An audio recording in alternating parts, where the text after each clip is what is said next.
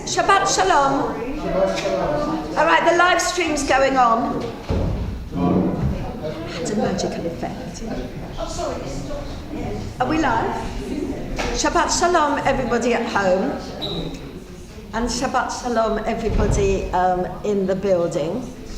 In case anybody hadn't twigged what we're doing this morning, it is Shabbat, of course. It's actually a special Shabbat, which I will be talking about as well. But I said I'm going to do a bit of an abridged service so that instead of a sermon, when we get to the end of the shorter service, I'm going to give a little talk about my travels over the spring where we encountered a lot of Jewish history.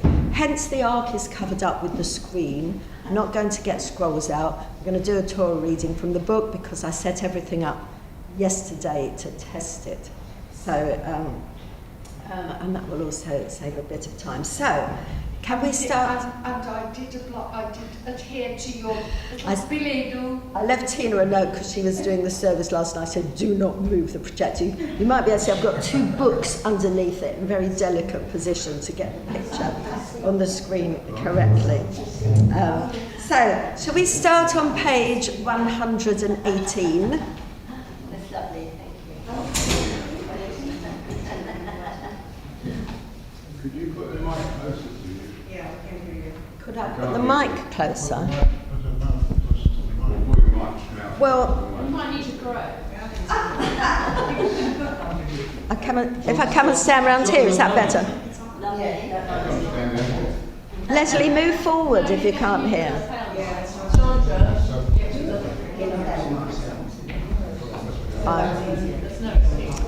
Sorry, people at home, there's a microphone issue which we're just resolving.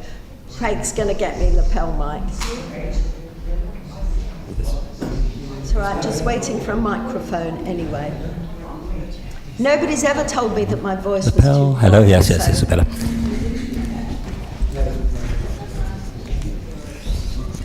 What have I got to do? Just Click that on, and that can go anywhere you want. Click it to your... Just leave it on. Love it. You might better, if you walk around at all. Okay, is this better?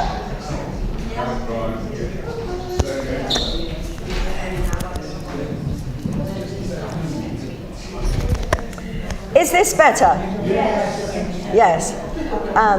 So, we're on page 118. There are some seats nearer the front if you can't hear. Baruch atah Adonai Eloheinu melech haolam, pokeach ivrim. We praise you, eternal God, sovereign of the universe, for clothes to wear. Baruch atah Adonai Eloheinu melech haolam, matir asurim. We praise you, eternal God, sovereign of the universe, for the power to rise. Baruch atah Adonai Eloheinu haolam, she'asa li kol tzorchi. We praise you, eternal God, sovereign of the universe, for daily renewing our strength. Baruch atah Adonai Eloheinu melech haolam, hama'avir sheina me'einai, utnuma me'afafai. Now we're at the top of page 119. Baruch she'amar v'haya ha'olam baruch hu. We praise you, our God, sovereign of the universe, worshipped by your people, lauded and glorified by those who love and serve you. With songs of praise we extol you and proclaim your sovereignty, sole source of the life of all worlds. We praise you, God, to whom all praise is due. Now let's turn the page and we're going to sing Mizmor Shir, starting on... So I've got my iPad piano here. Otherwise you start too high and you can't finish the song. Mizmor Shir leyom haShabbat, tov lehadot la'Adonai, ולזמר לשמך העליון, ולזמר לשמך העליון, להגיד בבוקר חסדך, ואמונתך בלילות, עלי הסוף ועלי נבל, עלי היגיון בחינו. מזמור של יום השבת, טוב להודות לאדוני, ולזמר לשמך עליון, ולזמר לשמך עליון. כי שימחתני אדוני בפועלך, במעשייתך ארנן. מה גדלו מעשיך אדוני, מאוד עמקו מחשבותיך. מזמור של יום השבת, טוב להודות לאדוני, ולזמר לשמך עליון, ולזמר לשמך עליון. Top of page 121. The righteous shall flourish like the palm, grow tall like the cedar of Lebanon. Planted in the house of the Eternal One, they shall flourish in the courts of our God. They shall still bear fruit in old age, proclaiming that God is just. Please stand if you're up to it.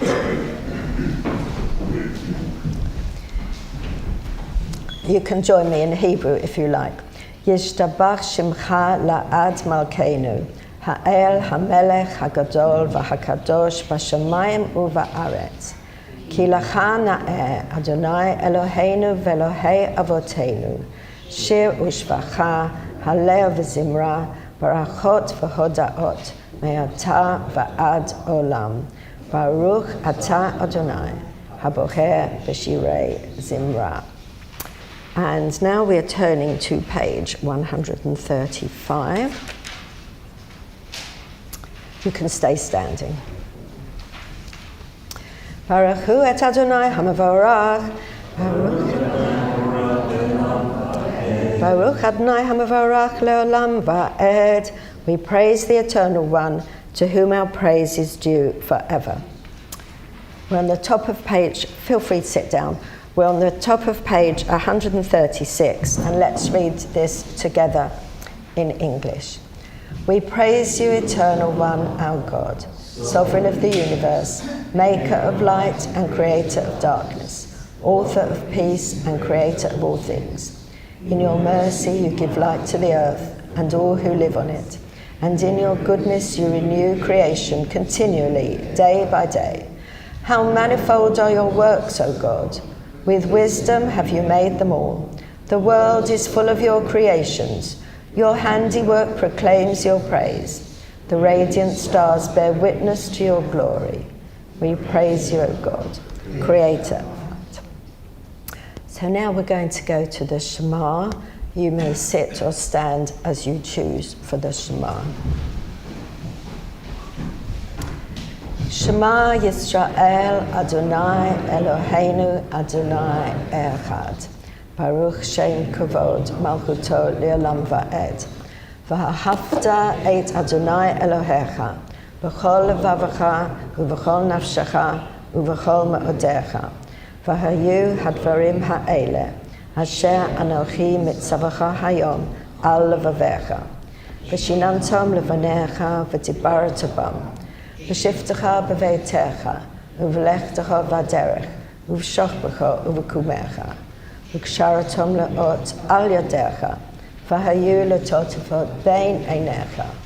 U'chetavtom al mezuzot beitecha, u'vishorecha. Says the congregation will sit. Leman tizkaru, v'asitem et kol mitzvotai, v'hitem kadoshim le'Elohechem. Ani Adonai Elohechem, אשר הוצאתי אתכם מארץ מצרים, להיות לכם לאלוהים. אני Adonai Elohechem. So now we're going to abridge slightly and turn over to page 140 for the Amidah. But before you stand up for the Amidah, we're going to do a little tune, okay, which some of us did at the Progressive Judaism Conference, and it's kind of nice warm-up for the Amidah. So, and it goes like this.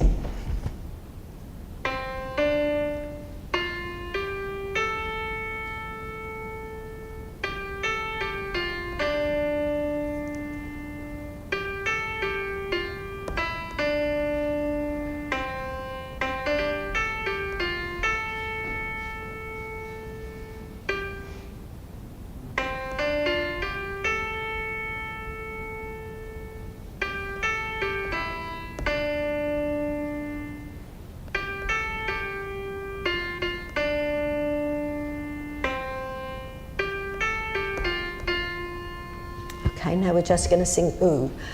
Ooh.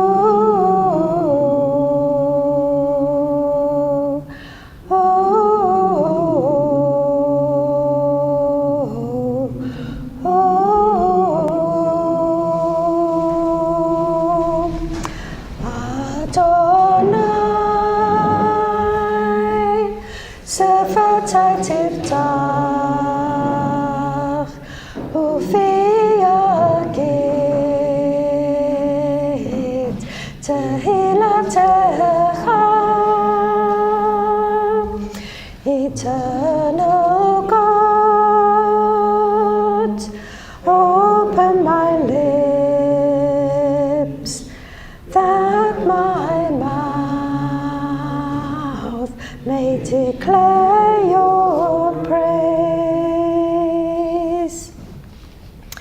Baruch atah Adonai, Eloheinu ve'Elohei Avoteinu ve'Imotenu, Elohei Avraham, Elohei Yitzchak, Elohei Yaakov, Elohei Sarah, Elohei Rivka, Elohei Rachel, Elohei Leah, Ha'el Hagadol Hagibor V'Hanura, El Elyon, Gomel Chasadim Tovim, V'Konei Hakol, V'Zocher Chastei Avot V'Imahot, U'Mevi Gula Livnei V'neihem, Lama'an Shemo Ba'ahava, Melech Ozer Mashir Magen.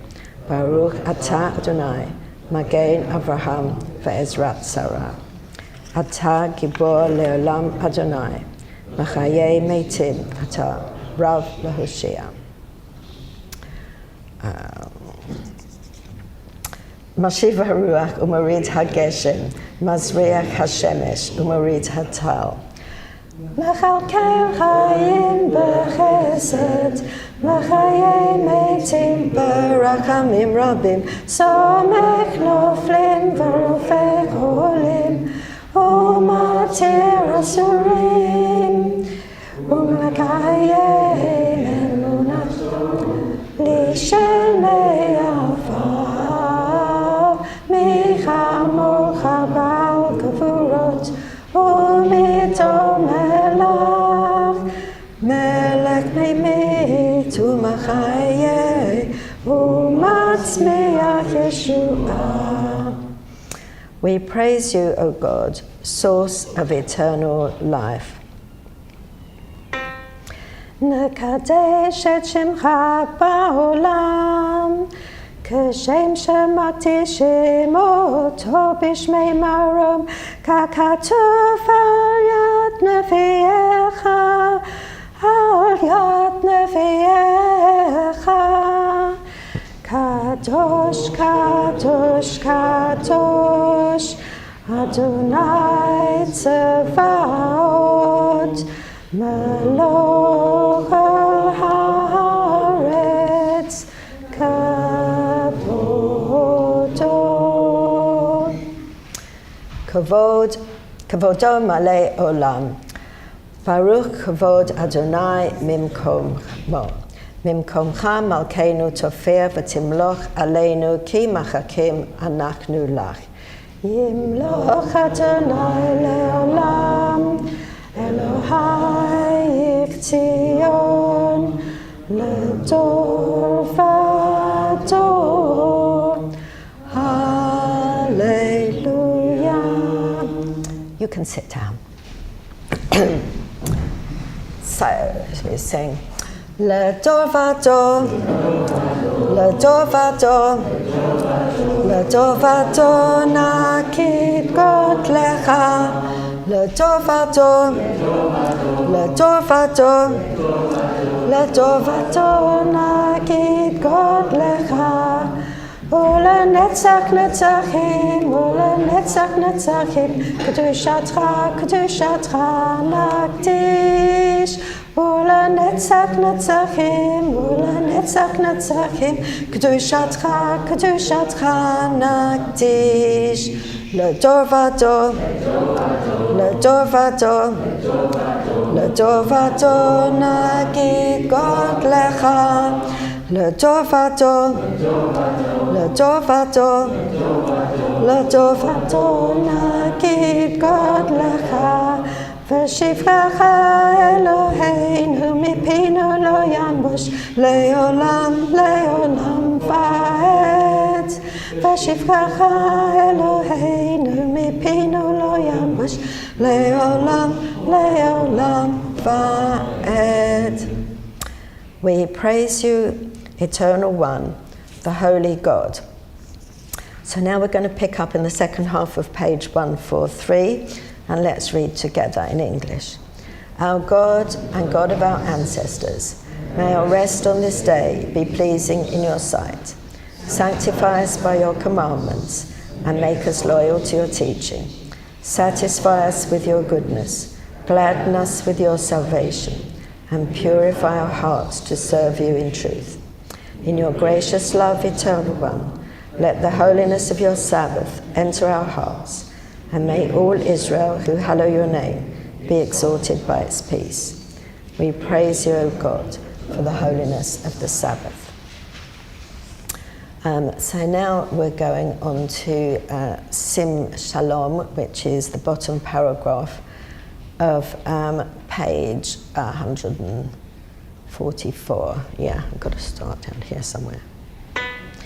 Sim shalom tova uvracha, chen v'chesed v'rachamim, aleinu ve'al kol Yisrael, amecha. Again, sim shalom tova uvracha, chen v'chesed v'rachamim, aleinu ve'al kol Yisrael, amecha. Baruchenu Avinu Avinu, Baruchenu Avinu Avinu, kulanu ka'echad ka'echad, be'or panecha. So now let's have some moments for silent prayer. You can read what's on the page, or you can think your own thoughts.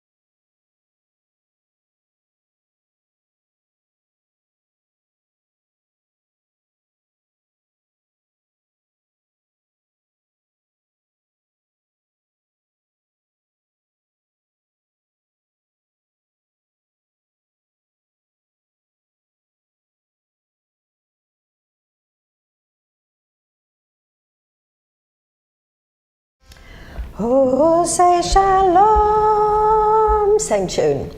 B'romav, Huya say shalom, Aleinu, Ve'al kol Yisrael, Ve'al kol B'nei Adam. Okay, so now we are moving on to the Torah service, which begins on page 487, I think. No, not quite. 482. But I just want to tell you something about the Torah portion. We're in Deuteronomy, right? We're nearly at the end of the cycle of Torah readings because, of course, we start again after the High Holy Days. So we're near the end of the 5 books of Moses. And this week's portion is called Va'et Hanan.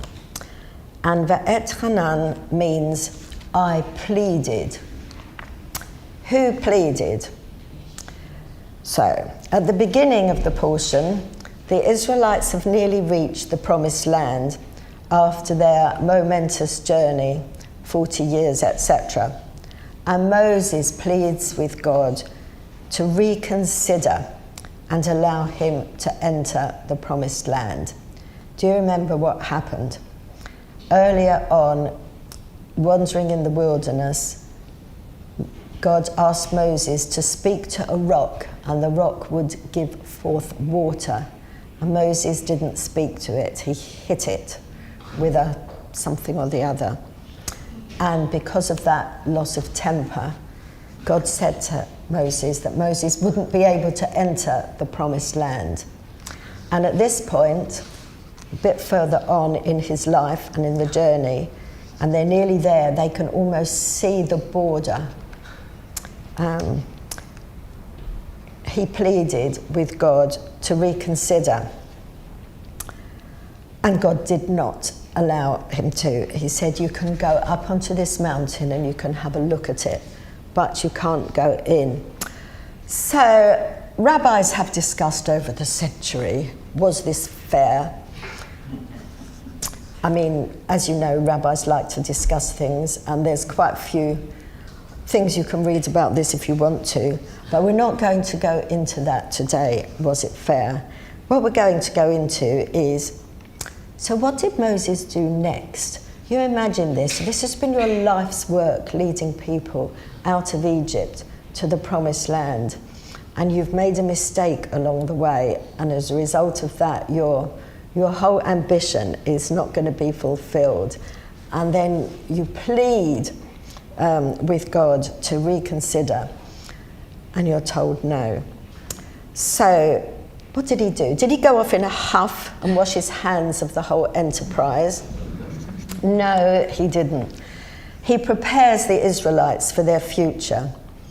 He reminds them of the 10 Commandments, which is why they're reiterated in Deuteronomy, having been earlier in the Torah.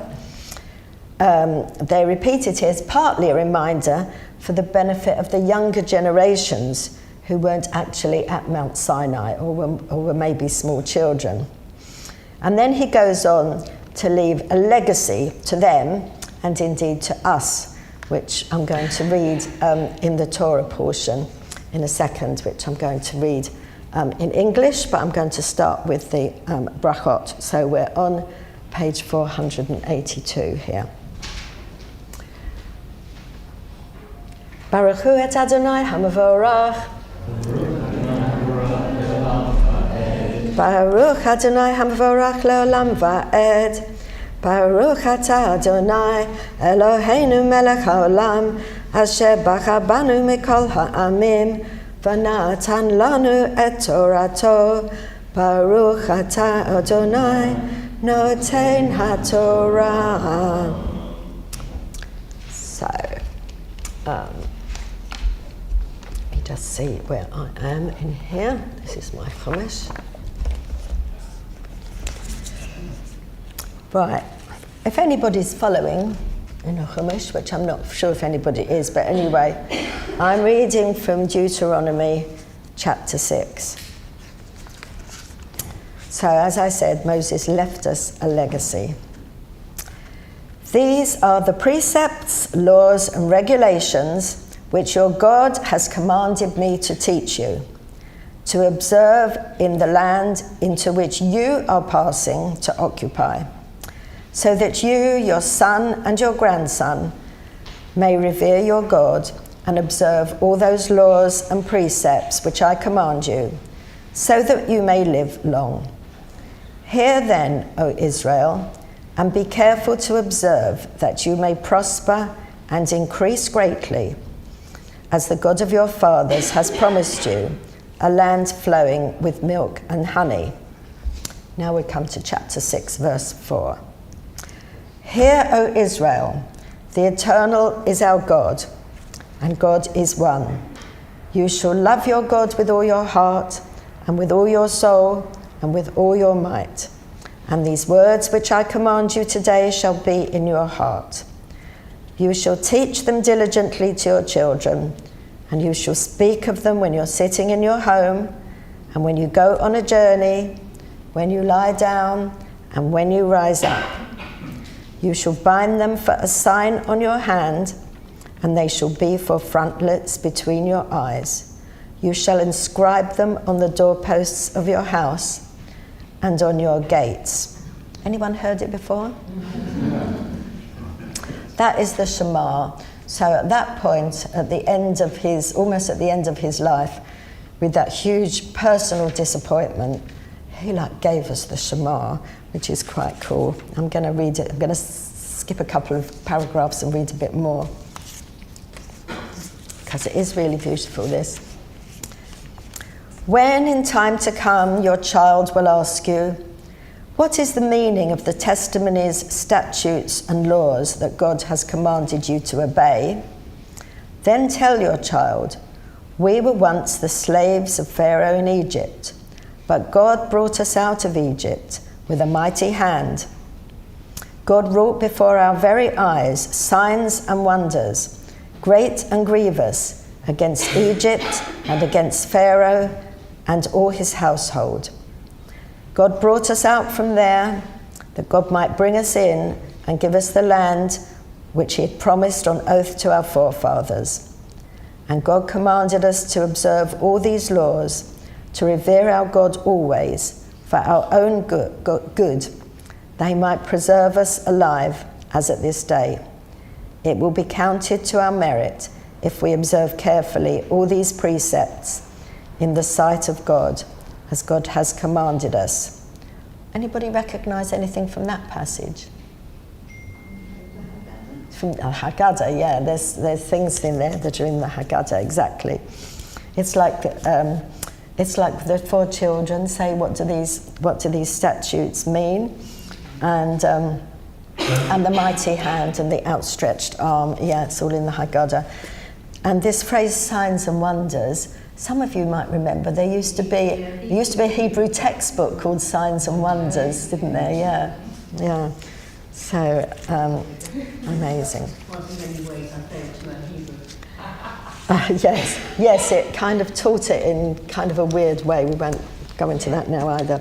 So, I'm going to do the bracha after the Torah reading, which is on the bottom of page 482. Baruch atah Adonai Eloheinu melech haolam asher natan lanu Torat emet v'chayei olam nata b'tocheinu Baruch atah Adonai noten haTorah. So we haven't got a scroll to dress and undress on this occasion, but we are going to have a bit of haftarah, because today this is a special Shabbat. Anybody know what this Shabbat's called? It's called Shabbat Nachamu. And Yeah, it's quite a well-known Shabbat, if you're a rabbi anyway. So earlier this week was a fast day, which most of us in progressive Judaism don't observe, Tisha B'Av. You've probably heard of it, at any rate, the 9th day of the month of Av, when people remember the destruction of Jerusalem and the temples. So that's why it's a fast day, it's a day of lamentation. But after that come a series of what are known as Shabbats of consolation, leading up to the High Holy Days. Kind of meant to be like, there was a low point, Tisha B'Av, and then we kind of build up. So the word nachamu means comfort or consolation.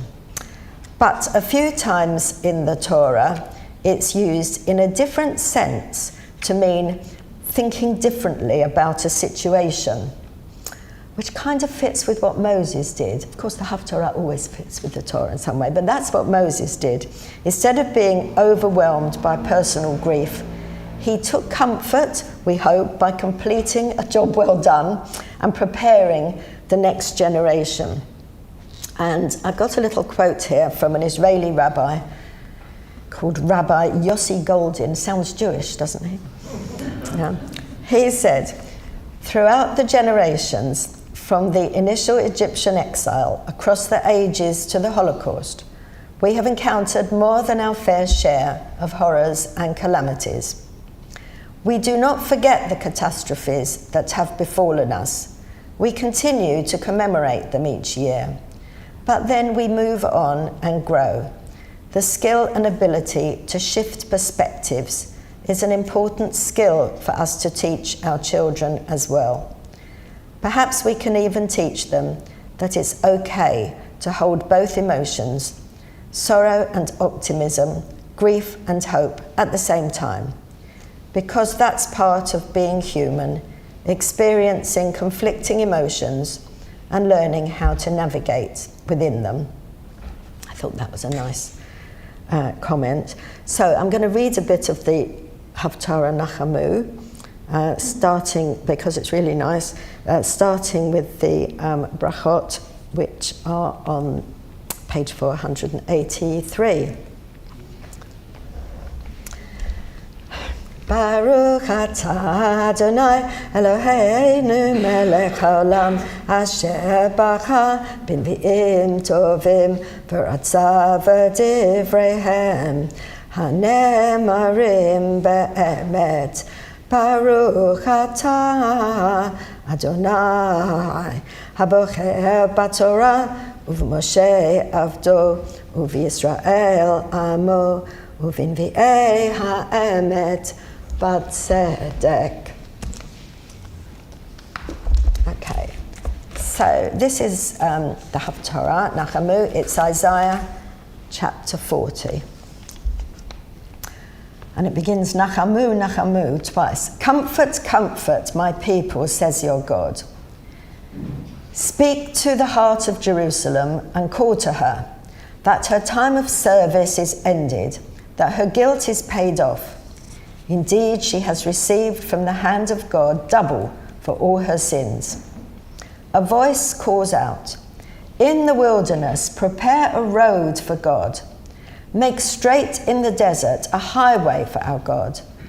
Every valley shall be raised up, every mountain and hill shall be made low. The uneven ground shall become a plain, and the rugged heights a valley. Then the glory of the eternal God shall be revealed, and all mankind shall see it together, for the mouth of God has spoken. A voice says, proclaim, and I said, what shall I proclaim? All flesh is like grass, all its beauty is like the flower of the field. The grass withers, the flower fades, when the breath of God blows upon it. Indeed, the people is grass, the grass withers, the flower fades, but the word of our eternal God will stand forever. So that's just a little bit of that 8 verses from the beginning. Do you remember we sung Nachamu by Rebecca Whittle at the concert for Ukraine? Some of us did. I don't remember that. It was a composition by Rebecca. Oh, wow. Yeah, we sang it for Ukraine at that concert. Oh, my goodness, I had forgotten that. Oh, right. Oh, gosh, must look that. I've still got the recording of that concert somewhere. Okay, so just going to finish off the brachot, still on page 403.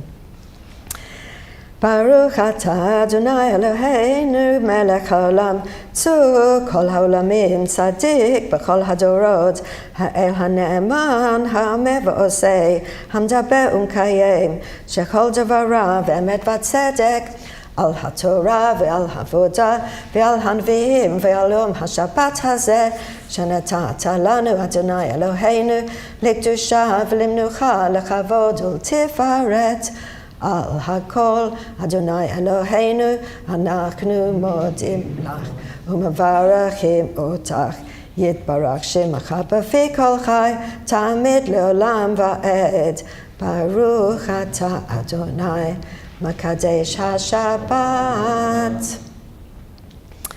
Okay, so this is where we would normally be putting the scrolls back in the ark, which obviously we're not going to do. So we're going to pick up again with community prayers. Now, we can read the ones in the book, but sometimes there's... Couldn't find them last week. Did you find them last night, Tina? Did you find the handout with the new version of the community prayers? Never mind, we'll read the ones that are in the... We'll read the ones that are in the book. It's page 484.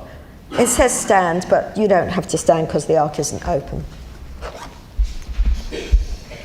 Eternal God, whose dominion embraces the universe, we ask your blessing for our sovereign King Charles and all the royal family, for those who govern our country, for those who will be governing our country, and all who influence the quality of its national life. Make them conscious of their responsibility and teach them to exercise it in accordance with your will.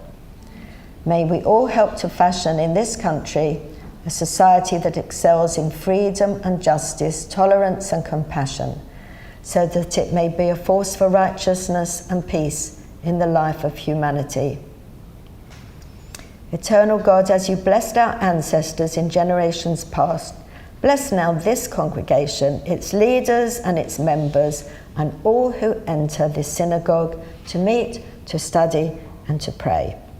Comfort the sorrowing hearts among us, and heal those in anxiety or pain. May we all find here community and friendship, renewal of purpose and hope, a deeper understanding of our heritage, and a sense of your abiding presence. Bless all congregations of the House of Israel throughout the world. Let those who live under oppressive rule soon be freed, and may we all unite to witness to your truth and do your will.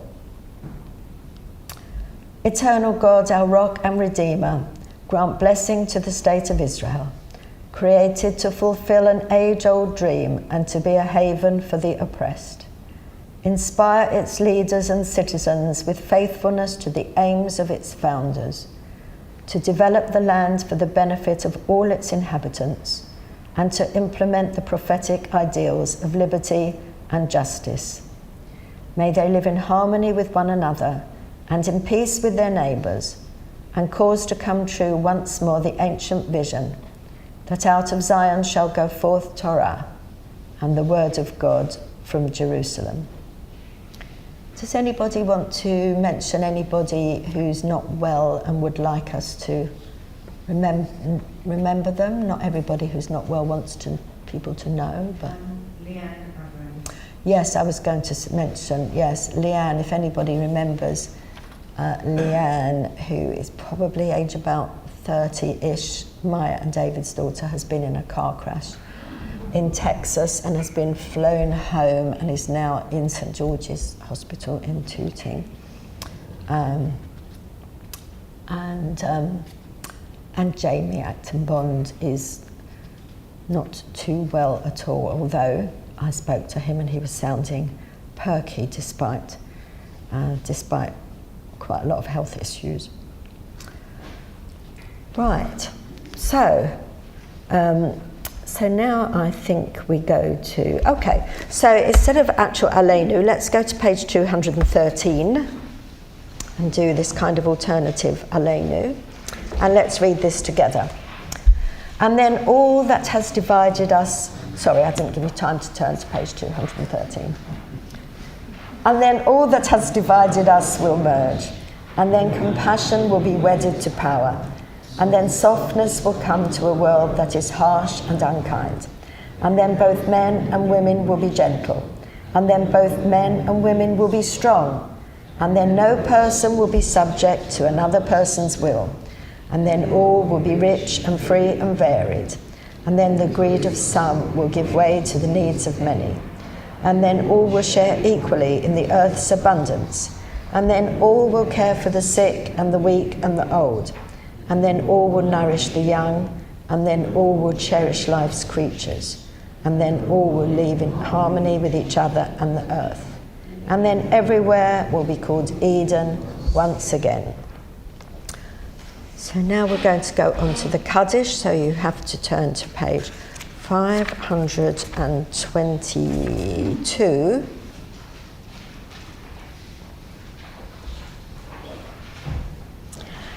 Creator of the universe, you give us life in which joys and sorrows are commingled in accordance with your wisdom, and you send death with its promise of eternal peace.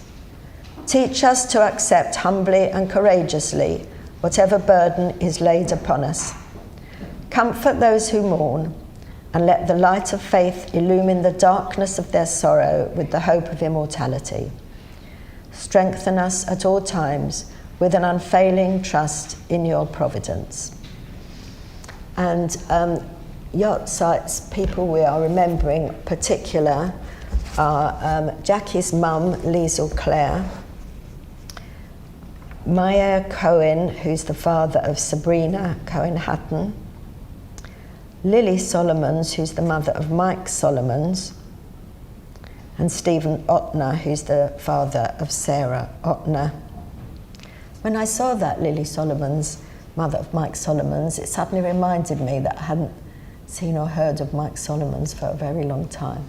He's in a care home. He's in a care home, yeah, it must be getting on for 90 or something like that, yeah. Can we add Michael Brandon on, please? Yes, sadly, Michael Brandon has passed away, for those who knew him, and the funeral is on the 12th of August. I don't think technically we say Kaddish till after the funeral, but Michael wouldn't mind. Actually, a long time ago, Michael told me that he wanted to be buried in Jersey, where his first wife is buried, but he's being buried here locally. I have to say, Sandra, his was one of the best Shabbat Island discs when he did it, yeah. It was extraordinary. Yeah. And that's how I want to remember him. Yeah, he was really into jazz and everything. I had one person, somebody called Mark Brown, who's passed away recently, at the age of 64, a husband of a friend of his from university. Oh. So we went to his funeral this week. Oh, that's sad. Any other? No. Sorry? Okay. So let's stand for the Kaddish. It's page 524. Yitkadal v'yitkadash shemei rabbah, v'alma divrach hirutei v'yamlich malchutei, v'chayechon v'yomechon, v'chayei d'chol beit Yisrael, v'agola v'zman kariv, v'imru amen. Yehei shemei rabbah, v'varach le'olam, v'yamei amaya. Yitbarach v'yishtabach v'yitpa'ah v'yitshomam v'yitnaseh. V'yitada v'yitaleh v'yitalal shmei d'kudasha b'rechu. La'elo min kol birchata v'shirata. Tushbachata v'nechemata. Tamira b'alma v'imru amen. Yehei shlama rabba min shemaya. V'chaim aleinu v'al kol Yisrael. V'imru amen. Oseh shalom b'imru mav. Hu yaseh shalom. Aleinu v'al kol Yisrael, v'al kol b'nei Adam, v'imru. Amen. You may be seated. Also, when I was at the Progressive Judaism conference, we learnt a tune for, we're not going to do it now because we haven't got time, but I was just going to tell you, for like the 2 middle paragraphs of the Kaddish, and we had this discussion, why would you ever sing just the 2 middle paragraphs in the Kaddish? And somebody said in the discussion, which I thought was really nice, it would be nice to sing it after the Kaddish, so you don't go Kaddish announcements. And actually, I thought that's a good point, but we're going to go Kaddish announcements. Any announcements? Next book crashes is on the, what date did we agree? Before that, yes. A lovely walk Tomorrow. Tomorrow, and we're meeting at Tapton Corner Car Park. Yeah. The details are all in the bulletin, and the weather is looking very good. Bring a hat, sun cream, and lots of water. And lunch. And lunch, yeah. Rounders is the last Sunday of August. Pardon? Rounders is the last Sunday of August, it's the 30th. And book crashes is 22nd of August. And we're reading Boy from the North Country by the Sandra Webber. Please watch, apparently there are a number of books with that title. Okay. Right, so, Vince. The Rouhani service on the coming Friday is a special one. Special because it starts at 7. It's a week Friday. Yes. It's on the 31st. When's the 31st? No, it's Oh, not. sorry, it's on the 7th. Let's start again. The Rouhani service on the 7th of August is special for the following reasons. It starts at 7. That's because there's a Harah supper afterwards. And the reason for that is we've invited members of 3 synagogues, Bromley, North West Surrey and Wimbledon, to join here with their rabbis, if their rabbis are free, for a pride-focused Rouhani service. So then we'll put together some special readings, I've put together some special music. That's, thank you, Friday the 7th of August at 7 o'clock with lots of visitors. And if you come, please bring a vegetarian dish to share. Can I say one more? Quick? Yes. This Monday, the garden group is having a social starting at 7:45. So bring along, if you want to join the garden group, if you don't know, it's a very open-ended kind of organisation. So just come along at 7:45 and we're having refreshments and drinks. Okay, My very quick one was to say that yes. people that grow vegetables can be a bit obsessed by water at the moment. And I'm sorry, I don't know for sure it is within 10 seconds. But there's this water, Hosepipe ban. £1,000 fine if you've got a water exemption. But with resourcefulness, one can look after valuable plants that should live on. My grandchildren. Sorry, you're not meant to be seeing my grandchildren. That's just my screensaver, and they're much bigger than that now, anyway. Let's just finish the service very quickly with Maya Fer Hayom, and then I'm going to do the talk. Okay. Maya Fer Hayom, Shabbat Shalom. Maya Fer Hayom. Shabbat Shalom, Shabbat, Shabbat Shalom, Shabbat, Shabbat Shalom, Shabbat, Shabbat Shalom, Shabbat Shalom.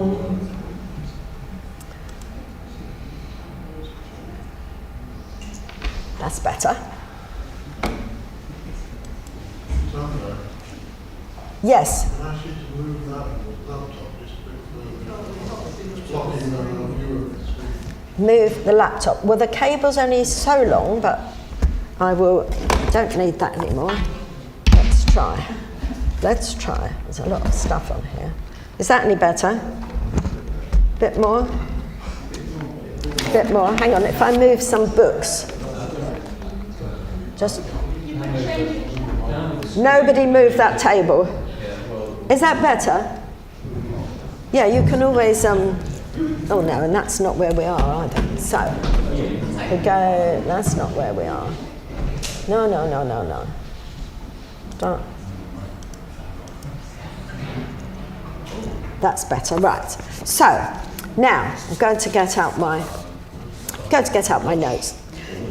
So, my travel agent, who's just arrived there at the back, is very good at organising trips. And we went on an amazing trip. We didn't go just for the Jewish history, but I haven't got time to talk about everything else that we saw because there was such a lot of amazing Jewish history. So looking at the map, these are the places that we stayed. We stayed in 4 places. We started off in Bratislava, which is there, kind of in the middle there. And then we took a bus down over the border into Hungary, just over the border to Győr in Hungary. And then we took a train that went all the way through Austria without stopping or looking at our passports to where we stayed just over the border in the Czech Republic at Břeclav. And then ultimately we got a longer train journey to Krakow. So that's just so you can kind of see the sort of area where we were. It's really like Central Europe. There's Hungary, Austria, Germany's over there, Poland is up there at the top. So 4 countries, 4 currencies. And in this talk, there's only one bit about food, and this is it. There's only one slide relating to food, which is coming up, because we were quite excited to see the sign bagel. But we saw this sign in a shop. We thought, good, we'd get a bagel for lunch. But actually, a bagel turned out to be something else in Slovakia, vaguely the same shape. And that was it, a crescent-shaped pastry packed with sweet poppy seed or walnut fillings. But that poppy seed filling, you sometimes get in Hummeltaschen, don't you? So that is kind of like a filling that either they got from us or we got from them. Anyway, so I just thought I should have one thing about food. Oh, we did actually. We tried both flavours. Yeah, the poppy seed and the walnut. Yeah, we felt obliged to do that. So then I want to come on to what I thought was an astounding thing in Bratislava. There are the old city walls. You know how cities used to have walls. There are no synagogues left there because there was one that the Soviets built a road through after they took over. But the city walls, which you can go round and tourists do, have got this massive open-air exhibition. All along the city walls are plaques and posters like this about famous Jews from the history of the city. This is a completely open-air exhibition, no security, no bag checks, no graffiti, people just looking at it. And the one, there were loads and loads of these people. I'm not going to talk about them all, but I wanted to draw attention to this guy, Hatam Sofer. So, Bratislava used to be called something else when it was in the Austro-Hungarian Empire. Does anybody know what Bratislava used to be called? Pressburg. Joshua, amazing. Pressburg.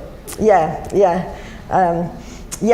So this guy was the chief rabbi of Pressburg from 1806 until his death in 1839. So he was the chief rabbi there in a major city of the Austro-Hungarian Empire for over 30 years. And he founded a yeshiva, which was apparently, they say, one of the most important centers of Jewish learning in Europe. But where else would there have been a center of Jewish learning at that time? Must have been one of the most important centers of Jewish learning in the world, because there was nobody left in Spain, etc. then. And it carried on operating until World War II. And subsequently, his great-grandson founded the Pressburg Yeshiva in Jerusalem, which is still there. So he was a traditionalist, and he was an opponent of the growing Reform Judaism movement. But progressive rabbis apparently still read some of his stuff. Is this right, Janet? Because when I asked Gabriel if he'd heard of him, he said, oh yes, I've read this, that and the other. So, So I'm surprised you didn't, because there is a congregation in Bratislava oh, we didn't come across them. with a progressive rabbi who was ordained at Leobeck College, who was like 2 years above me. Oh, good. And before he ended up there, he was in Crimea. So, Oh, that's good. Well, that's really, oh, well, that is good. We didn't manage to get to that. So they were very proud of Hatam Sofer. And by the way, the word Sofer, do you know the word Sofer is a scribe? But he'd actually changed his name to Sofer. His name was actually Moshe Schreiber. And of course, Schreiber means writer as well, yeah, in the kind of like the German Yiddish. And so he'd got a more distinguished name as befits a chief rabbi. Sorry? Who put them up? Oh, it's a good question. That's a very good question. I don't know the answer. Either the city of yeah, the city of Bratislava, I guess. Good point. And also, apart from these plaques, there's his tomb. Hatam Sofer is buried there in Bratislava, and there's kind of I mean, it says this site is accessible on request, and we weren't there in time to request it. But you can go and visit his tomb, and that's the entrance to it there. And there's even a bus stop named after him, which is really nice. Just outside, just near this shrine. And you see these buses, and it's on the front, it's going to Hatam Sofer. So he's well remembered. Is this a permanent exhibition or temporary? I think it must be permanent. It was clearly very, very weatherproof. Yeah. It looked like it had been there for a while. Yeah. And will probably be there. And there were all sorts of people on there, you know, rabbis, scientists, politicians, musicians, just a load of Jewish people from the days of Pressburg. In 2022. So it's been there 4 years. Oh, right, okay. it's been there even longer because when we went, it was there too. 3 months. Yeah, so that's interesting. So then we went on we were staying in Bratislava for a few days. We went on a little expedition to a small town called Trnava, Trnava. And it's about 30 miles from Bratislava, so you can take a day trip by train. And it also used to be in Hungary, but it's now in Slovakia because the borders kept changing. So its population is about 60,000, which is about a third of the population of the borough of Kingston. But before the Holocaust, there were 2,000 Jews in this little town. Imagine if there were 2,000 Jews in somewhere smaller than Kingston. There were 2,000 Jews, and there were two large shuls, two large synagogues, which are still there, or at least the buildings are still there. So here comes the first one. It's now Synagogue Cafe. Okay, so that's the sign, that's the outside, that's the ark, and the interior, and this is what it's like inside. So, you know, people have different opinions about this kind of thing. You might think it's disrespectful, or you might think it's a good way to preserve the building and remind people that there used to be a big Jewish presence there. It was really beautifully done out, as you can see. They've kept the galleries. Over here you can't see, it's like the tzedakah boxes on the wall, like those old synagogues used to have. They kept the ark, it's got a bookshop. And they did a very good cheesecake, I have to tell you. So yes. Do you know whether it's privately owned? The cafe? Yeah, I guess it. Oh, the building. Well, I guess the owners of the cafe, well, unless they rent it, but I mean, they've done it out. I imagine they bought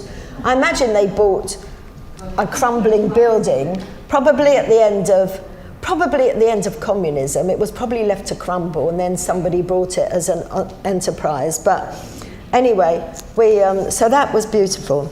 So very nearby there's another. So this, by the way, it had been an Orthodox shawl, this one. Very nearby, there was another former shawl, which was called a status quo shawl. Okay. And it's, I'll show you the pictures in a minute. It's now an art gallery. So this one's a cafe, the other one's now a modern art gallery. And it was called a status quo shawl. What is a status quo shawl? So you know the joke, don't you? Like two Jews, three opinions, or two Jews on a desert island, and they built two shawls, one to pray in and one that they wouldn't be seen dead in. So in 19th century Hungary, there was a massive row between the different types of Judaism. It went on for years. It involves petitions to Parliament and other shenanigans. The government was wanting, at that stage in history, to recognise the Jewish community officially, and they wanted to have something like our Board of Deputies as a representative body. But so, and there weren't really organised movements like we have, like, you know, Mazorti, Progressive, etc. So anyway, this huge broigus, to use a Yiddish word, led to the Hungarian Jewish Congress of 1868, which was supposed to establish a nationwide organisation. But it led to a schism or division into two movements, Orthodox and one called Neolog, which was a sort of reform, but in Hungary. But, so there's these two movements. There was a small minority of Jews who didn't want to belong to either of these movements. But they wanted to carry on doing their own thing in their own shawl. And that's the status quo shawls. They were just going to, never mind the Congress, we're just going to carry on. So this one was actually built specially as a let me show you a picture. Okay, so this is the status quo ante, So in Trnava, it's now an art gallery. It's got a weird piece of art in there. And that was built specially as a status quo shawl in 1897. I mean, let's say, what happened 80 years after this big Congress? So is it really a good idea to have a big falling out? Because basically, they'd all been wiped out 80 years later, more or less. So there we go. Anyway, that's kind of the sad thing, sad ending to a funny story. But anyway. You said there were two recognised movements. Yeah. And then there was this one. There's only two shawls. Yeah, there may have been, whether there was another one in this town that's no longer there, there may have been, because there may have been no longer there, or maybe they didn't have one in that particular town. But anyway, that's the outside. That's the inside. As you can see, it looks recognisably a shawl, and that's there. So that Hebrew above there is meant to be Shiviti, the psalm which we sing on Yom Kippur, but they've got some Hebrew letters missing, and I didn't know whether in the restoration they really realised that there were some Hebrew letters missing because it's meant to say Shiviti. There's a tuf missing, you see, in Shiviti, and there's a vav missing in there because I know the song. But anyway, so that was what I'm going to say about Slovakia. So then we went into current Hungary, where we saw a Neolog shawl, so you will get to see one. So it's just over the border, and that wouldn't have been very far away. So this is Győr in Hungary. That's the outside, and that's part of the inside. I'll show you some more of the inside.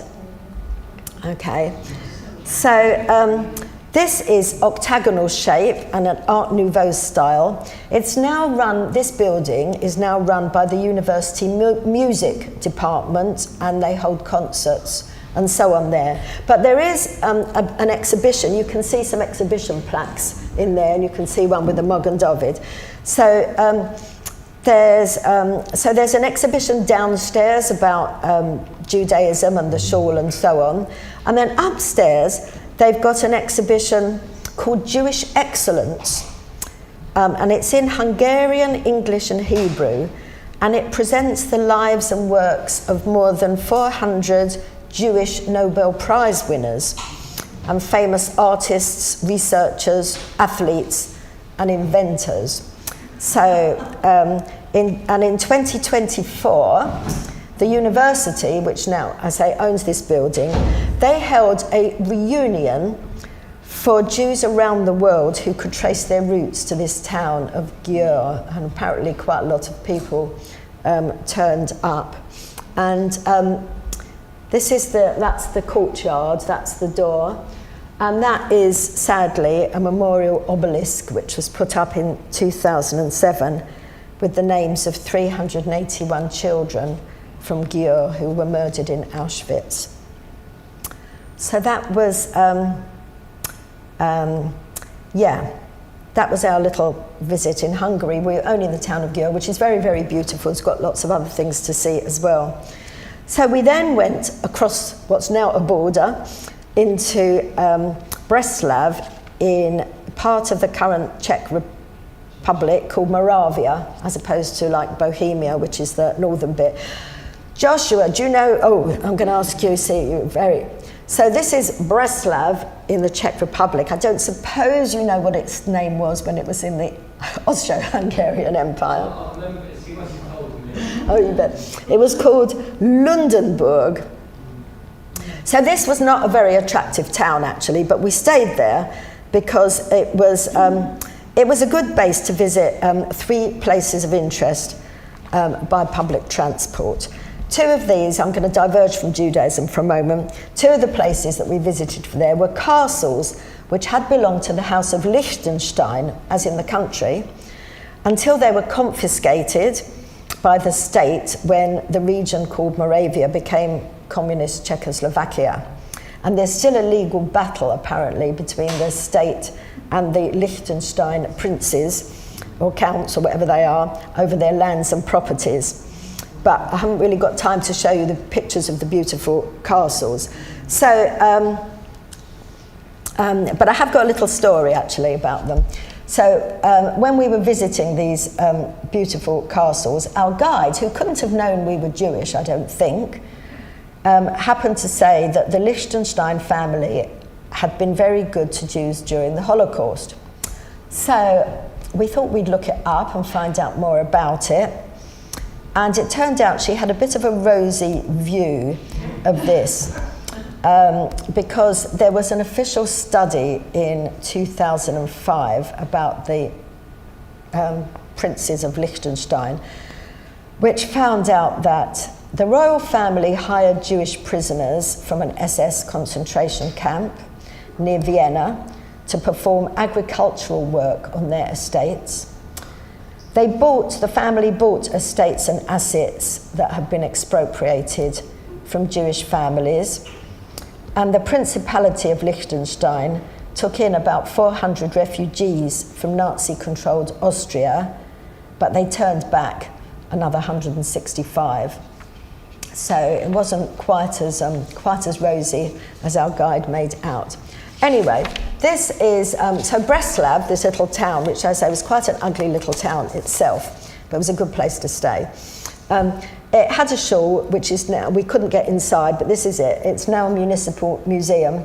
Wasn't open while we were there, but it says it was constructed in 1868, and it said the synagogue is situated in the middle of the former ghetto. It served its purpose until October 1938. It's a bit vague. Afterwards, it was used as a warehouse, and after the reconstruction, it became part of the municipal, and I think that means art gallery in Breslav in 2000. But what was interesting was the cemetery there. So in this little town, there was a very interesting Jewish cemetery. Again, it wasn't locked. You could just wander in, no signs of damage, no security cameras. And by the way, this is what the shul looked like before it was restored by the municipality. So this says 2022. So the one that we just saw that's been restored and we couldn't get inside, it was really in a crumbling condition. So this is tombstones in a Jewish cemetery. But the amazing thing about this cemetery was, let me just tell you. Yeah, we'll come on to it. So it says the Jewish cemetery was first mentioned in 1606. There's about 300 tombstones still there out of the original 2,000. And one of the notable ones, which you'll see a picture in a minute, is the pseudo-Renaissance tomb from 1899 of the Kufner family, who were the founders of the Breslav sugar refinery plant, the biggest refinery of the Austro-Hungarian Empire. So there's their tomb, which, as you can see, was a lot bigger and fancier than all the others. And that's the guy who founded the sugar refinery. And the other thing was it had an amazing prayer hall. That's the prayer hall. It's still standing there. And we were pleased to see there was a poster on the door advertising a klezmer concert coming up this year. So they're actually using the cemetery prayer hall for some Jewish culture, which was quite nice. So then, I said we stayed in Breslav to visit 3 places. 2 of them were the Liechtenstein castles, and the other one was another little town nearby called Mikulov. You've probably never heard of it, maybe even Joshua hasn't heard of it. So Mikulov was at one time a very important Jewish town. Let's have a look. Yeah, it was a very important Jewish town. There are records of Jews and a synagogue there before 1600. And there was a renowned yeshiva from the 17th century attracting scholars from all over Europe. By the middle of the 19th century, it was the largest Jewish community in the Czech lands after Prague. In 1857, there were nearly 4,000 Jews there. This also had a previous German name, which was Nikolsburg, and the Jews lived in a defined ghetto. But in 1860, the Emperor Franz Joseph ended all restrictions on Jewish ownership of real estate anywhere in the Austro-Hungarian Empire.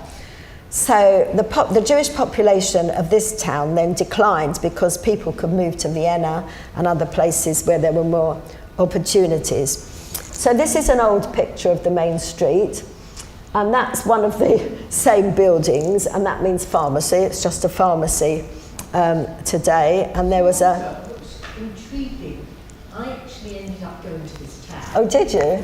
I did a tour with Explore, or one of the big companies that Oh, right. do it, and we went to this town, and it was really frustrating because our guide, who was Explore normally excellent, the guy who had on this particular trip was not so much, and they had no idea what this place was.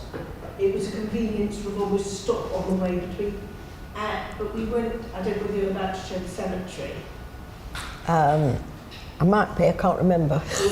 We ended up... No, I don't think I am. Sort of piecing together bits of notices, having not really understood where I was going to, and then trying to explain to people who were not Jewish from what I could pick up from notices in this place. Because it's worth visiting the town anyway, because there's actually a beautiful castle there as well. There's a beautiful castle. That belonged to the Liechtensteins. It's in the middle of the wine district, was why we were there. Oh, that's true. That's very true. Anyway, so there's a couple. So next to this pharmacy, which was a Jewish house, it says it was a Jewish merchant house. And what I was interested in was it said houses in the Jewish quarter were marked with Roman numerals to distinguish them from Christian houses. I never heard that one before. Sandra, I remember seeing exactly that notice. Have you seen that notice? And they really asked why. And go, who knows? I mean, I've never heard that one before. So, but there is a shul there that you can visit, or an ex-shul that you can visit. So it was lovely. We climbed up to to see the castle, and as we walked down the hill, you could see the Mogen David from quite a long way off, which was really nice. So this is the outside of the shul. And that again has got on it something we used to sing looking at Jenny Mark. Do you remember Pitchu Li Sharet Tzedek? Yeah. Yeah. So that's another psalm verse. And then the inside has been just, I don't think there's anything much going on there, but it has been beautifully restored there. You can see there, and we've got a bit of a close-up of the ark here. So it has been lovely restored, and the ceiling was very beautiful as well. Sandra, did you get access to all these shuls because you were with a guide? I mean, you can't. We weren't with a guide. So you could just walk in? Everywhere we went, we just walked in. Yeah, yeah, yeah, yeah. We, I mean, yeah, everywhere was easy to go. No, we weren't. We were just us. Well, I'd say there were one or two places that weren't open, like when I showed Khatam Sofer's tomb, you'd have had to book for that, which we didn't know. But most of these places are just open for you to visit.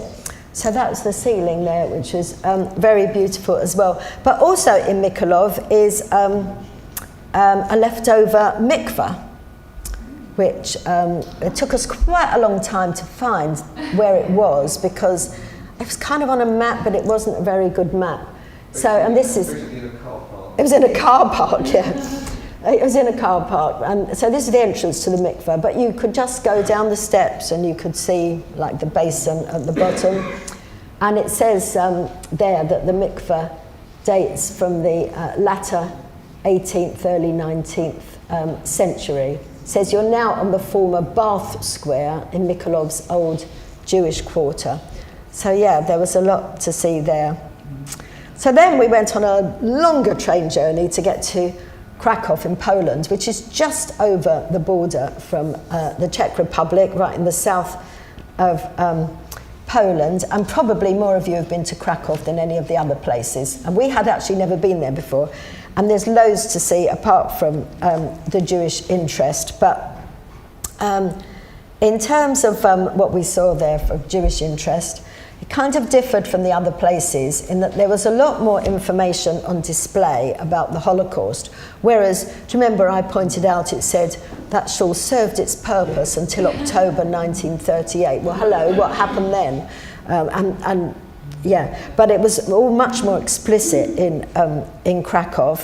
And the other thing is that the Jewish community did revive after the Holocaust and is still going reasonably strong. And Janet, I know, has taken services in Krakow, haven't you? Yeah, for 3 years I was a High Holy Day rabbi in Krakow for one of the congregations.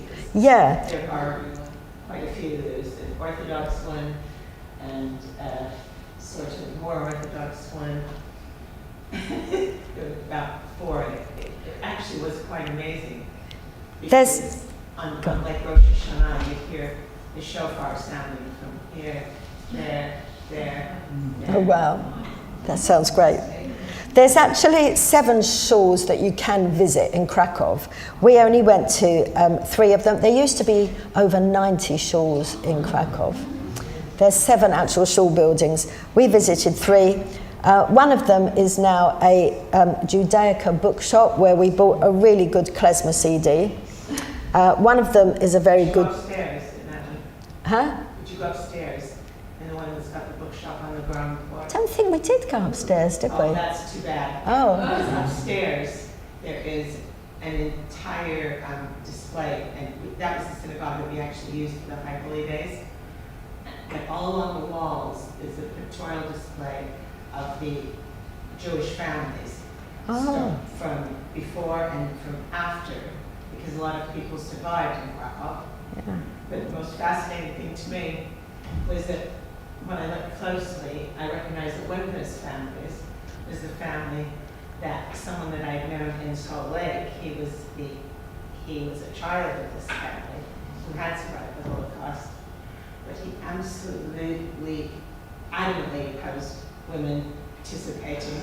And I just had this vision of him rolling over in his grave, because here I am, you're I am the rabbi of High Holy Days. That is a very cool story. Oh, I'm sorry we didn't, I didn't think we Anyway, there was nothing. no, it wasn't nothing obvious to us that you could go upstairs, or I'm sure we would have done. But, and so yeah, one's a Judaica shop. One is a really brilliant museum, which is, and one is certainly, one of the ones we visited is still operating. Anyway, I'm going to show you some pictures, just a few, and then that will be the end. So there's the Schindler factory, as in Schindler's List. We wanted to go and see the Schindler factory, but the queue, we hadn't booked. The queue was like, 1,000 people long, and it was quite hot weather, and so we didn't go in. But that's the plaque outside to the Schindler factory. So sadly, we missed that one. Was it a Monday that you were there? Was it a Monday? The day we had chosen to do the Jewish stuff, the Krakow 3 days, the day we chose to do the Jewish stuff was when it was free. Yes. The Schindler factory was free on Mondays, and it's impossible to get into. Yeah. That was stupid. We should have It's a shame. gone there another day and alternated, but yeah, we couldn't actually book really for the Monday. But this is the Krakow Ghetto Memorial, which is a square with empty chairs. Yeah. So, this is part of the ghetto wall. And again, another one of these outdoor exhibitions. This is an exhibition all about the ghetto and quite detailed. And again, you could just wander in there and, no graffiti or anything like that. Was really interesting. So then I'm going to go on to one of the shuls, which is called the Temple Shul, which is really beautiful, actually. So that's the ark in the middle. That's some of the stained glass windows. You can't see the names, but those are dedicated to people who've died. But you can see it's very, very beautiful. And it says it was, this is interesting. It was built in 1860 to 1862 by the Association of Progressive Jews as an Enlightenment temple. But it's not really progressive as we know, because there's a women's gallery upstairs, but I guess it was edging towards more progressive. And then you can see how absolutely gorgeous it is, and it's been beautifully restored. That's the women's gallery. This is the ceiling. So then I'm just going to show you a few of the things we saw in the exhibitions both in the shul and in the museum. There was so much, I've just picked out like about 4 things to show you, otherwise you won't go yourself. So this was about women, like notable women who died in the Holocaust. And this lady was a poet, and this one was an architect. Also in Krakow, there was a sort of park that had nothing to do with Judaism particularly, that had benches dedicated to various famous figures from Krakow, and this she was on there as well, Sarah Paulina Ginsburg. So she's a what can you say? This was an old photo that I really liked because it was a cheder for girls. Isn't that lovely? We always think of the old-fashioned cheder as being, little boys, but this was a cheder for girls. It hasn't got it says somewhere between 1918 and 1939, which isn't that helpful, but it's lovely, these little girls sitting there studying over the Torah. And then I liked a couple of these are old postcards. This one is lighting the Shabbat candles from 1902, which is a nice one. And this is the companion piece for the end of Shabbat, which is Havdalah. You can see him holding up the twisty candle. And then I'm more or less almost finished now. I'm going to end with a story of another row, almost. So, in the museum, we saw this, and it was about two rabbis, who you can see. This one was rabbi of the Polish Jewish community in Krakow, and this one was the rabbi of the Bohemian Jewish community in Krakow. From 1510, so we're going back a long time here.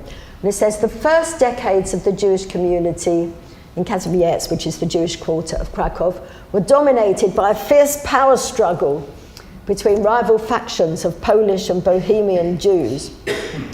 And then it goes on, and it says, in 1510, King Zygmunt I recognized the factual existence of two separate Jewish communities in Krakow and confirmed two separate rabbis. So this is how you got to have Asher Lemel, the son-in-law of Rachel Fischel for the Polish community, and Peretz for the Bohemians. So that's that. And then just, this is my very last picture, because it was just kind of nice to know that life's going on. And this was a plaque to somebody who was instrumental in reviving the Jewish community, and was awarded the Knight's Cross, which I assume is not a Jewish honour, so he must have been recognised by the state for his services to the Jewish community. Knights Templar, isn't it? Right, okay. From Sonic, Okay. I think. So, yeah. So he died just recently, and interesting, his name, Jakubowicz, and of course there used to be way back a chief rabbi here called Jakobowicz, didn't they? So probably a similar name. So that's the end. That's the end.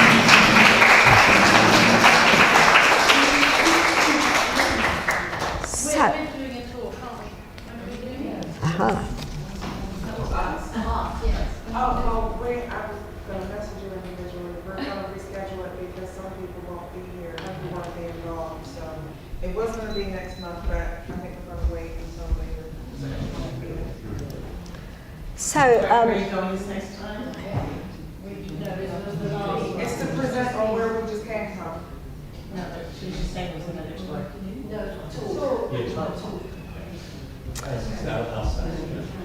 I think there is Kiddush in. Or are we going to take it out? Do you want Kiddush in? I think somebody got the stuff out. Do we want it indoors or outdoors?